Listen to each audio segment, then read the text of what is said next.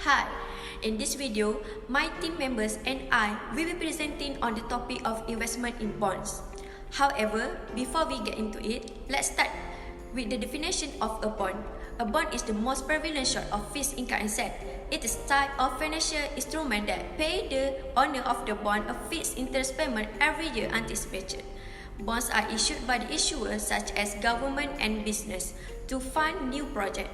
When the bond is first given out, its value called the face value refer to the amount being loaned. In exchange for this loan, the investor receive coupon interest payments. Additionally, bonds are issued for a specific amount of time. This duration can be for a year, 3 years, 5 years, and sometimes even more. The issuer pay back the investor's principal when the bonds are matured. Next, you may wonder who is eligible to invest in the Malaysian bond market. Well, bond participants in Malaysia are intermediaries in the Malaysia financial system involving financial institutions, Bank Negara Malaysia, savings pension funds, insurance companies, investment banks, and even foreign fund managers. They not only play the role of investors but also act as underwriters, guarantors, principal dealers, or paying agents. Furthermore, under the Insurance Act of 1996, they must invest at least 20% of their funds in low-risk investments such as Malaysian government securities in order to maximize returns. For your information, there are various types of bonds available in Malaysia. From the Bursa Malaysia website, it states that the bond market in Malaysia comprises conventional and Islamic papers, which we will get into now.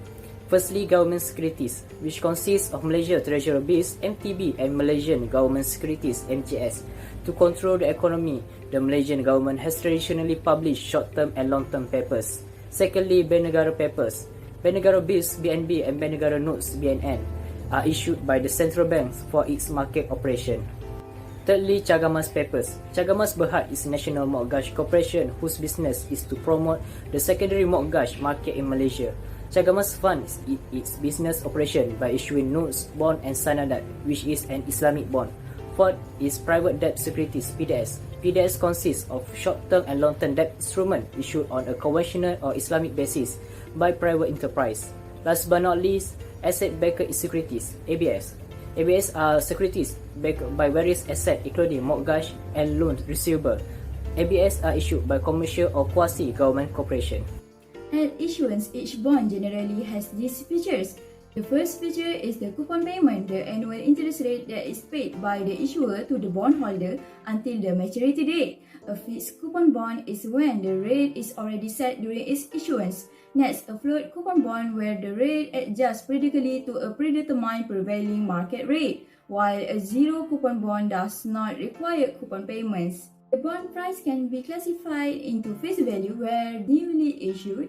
At a premium, the price is more than face value, and at discount, the price is less than face value. Third, the bond yield represents the return on capital invested at the term to maturity, where a short-term bond has a duration of less than 1 year. Conversely, the period for a long-term bond is more than 1 year. Next is redemption features. For call provision, the issuer is allowed to reclaim and retire them, while the put provision, the holder has the right to demand early repayment. Lastly, credit quality refers to creditworthiness. When the government issues the bond, sovereign risk occurs.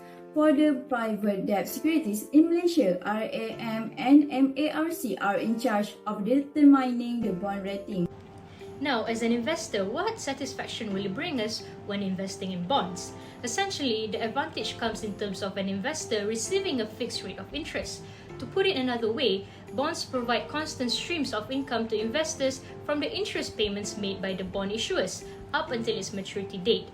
Furthermore, bondholders have a seniority claim over preferred shareholders and common stockholders in the event of liquidation.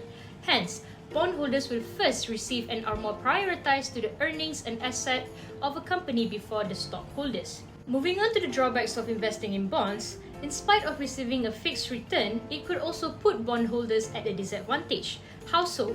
Well, bondholders are not able to participate in incremental income due to the fixed interest payments. For instance, when a company is gaining a satisfying amount of revenue, they may increase the earnings of their stockholders in terms of dividends, but the bondholders will have no choice but to forego the higher potential gains. Moreover, investors that invest in callable bonds may be exposed to call risk. Commonly, companies will call their bonds when the interest rates decline, as it gives them an opportunity to reissue bonds with lower interest rates. So, when this happens, the existing callable bondholders will undeniably fail to reap benefits, as they will lose future interest payments.